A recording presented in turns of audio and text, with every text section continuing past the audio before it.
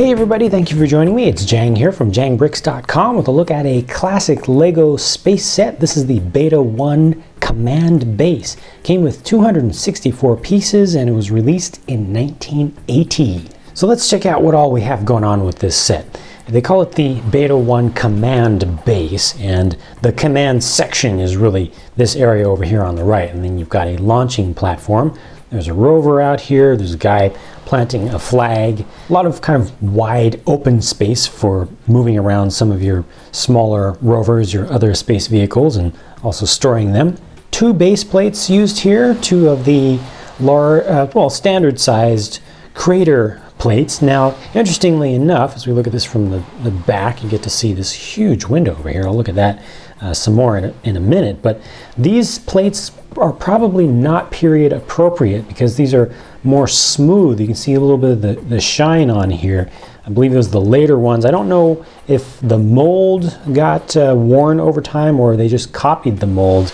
This is not from the original, the physical original mold used to make the first crater plates. You can tell just by how much shine is on it. Some of that is play wear over time, but a lot of it is actually molded into the plastic originally. It just didn't have as much detail as the very first ones. Now this ship right here is not really attached and it's on this elevating platform. It's just kind of sitting there. So let's go ahead and remove that and just take a look at it by itself. Two engines and these little spikes. I don't know, maybe they're supposed to be guns or something, or maybe they're just kind of for communication. They really, at this time, 1980, they still hadn't gotten into really shooting very much with their space stuff, but you could look at these as being laser guns if you wanted to shoot stuff. Really simple, open layout, flat little transparent brick used for the wind screen on it. Not that you really need a wind screen when you're completely open and you're in space where there is no gas, you know, it's just all vacuum. Very fortunate to have gotten this piece with a nice strong logo on it.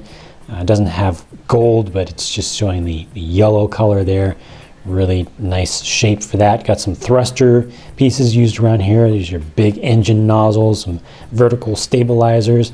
You know, this is kind of a flat, simplistic thing, but it looks pretty good from the top and also on the base. There you can see you've got that elevated platform. There's actually a small little stairway over here, and this is how this just turns up, so you can angle it to get you going there. It's just on some tiles, so you can angle that up when you're ready. The reason that it's going to start off flat though is that you have to actually get on there, right? So you've got the stairway on the other side that allows you to get on, or you can come from the base using this little elevated little personal transport kind of tramway, like a little monorail tramway that holds two people on there, so your astronaut can actually be taken out to the ship directly from the base. So there you can see that. You can actually move this all the way back here and it will stop, but let's just move that out of the way for a second. So overall, you've got this open layout that allows you to actually access it and see what's going on inside.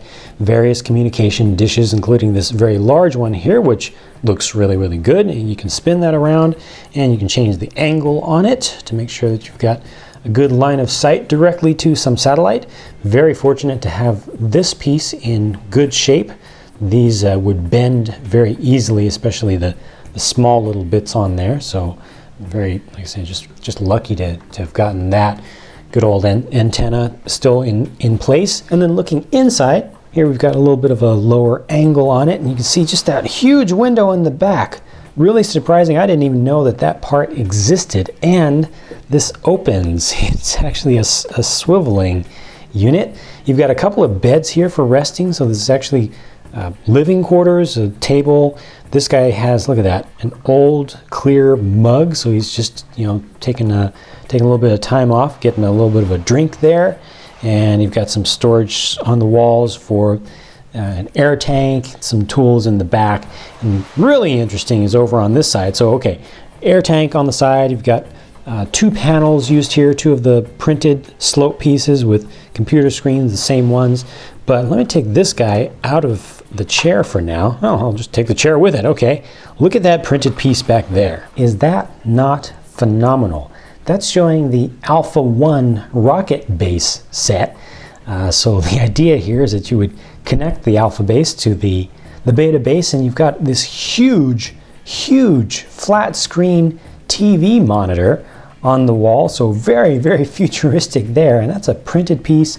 I'm so fortunate to actually get that piece in such good condition. It shows a little white space minifig down here and just the launch platform, and they're going to be launching that thing out towards a different moon. Now, meanwhile, on the planet or moon or whatever kind of surface that we're on right now, we've got a little bit of exploration going on here, and this is something you could do away from this base. You know, you've got a guy who's going to be planting a flag, and once again, very fortunate to get this old piece. This whole flag and flag staff, let me take it out of his hand, is one single piece, and those are stickers there, little paper-backed stickers at that time. Got a kind of a cross section to this main stem here, and this is not a separate piece. The little, what looks like a cylinder, it's all built in, all built together, and just has the space logo there with the yellow color, and the looks like a space shuttle going around it. Beautiful classic old thing. And there's just a little rover, just a little truck, just one of the most basic trucks that they did. Very simple, you know, just a few parts, just enough stuff to give a single minifigure a way to get around on the surface very easily. Now, speaking of the minifigs, here they are lined up from the set. We got the air tanks on 2 of them and not on the other 2, because 2 were in the base. It was supposed to be, you know, all sealed up, so it would actually have an atmosphere inside of there. And I believe these are all period appropriate, because they do have the thin chin strap versions of the helmets. It's the original version that was first released. They started to replace them pretty quickly because they cracked, but I think these are all right, and they've got the appropriate wear patterns on the torsos, with a lot of the gold starting to fade away, but still in pretty decent condition. Kind of looks like this one has a slightly different print, so it might have come from a different factory or be a slightly different age, but these are generally just what we had for minifigs at that time. Here's a look at them from the back. No prints on the backs of these guys, and their helmets are very round in cross section. See a little bit of yellowing on the white ones that happened over time. Cracks on the bases over here. That's what would often happen to the helmets, but this time it happened down here. You know, old plastic, well played. These are the real deal. If you were a Lego fan in 1980 and you got this set, you were living large. You were flying the ship around all over the place. You were taking this little tram back and forth repeatedly.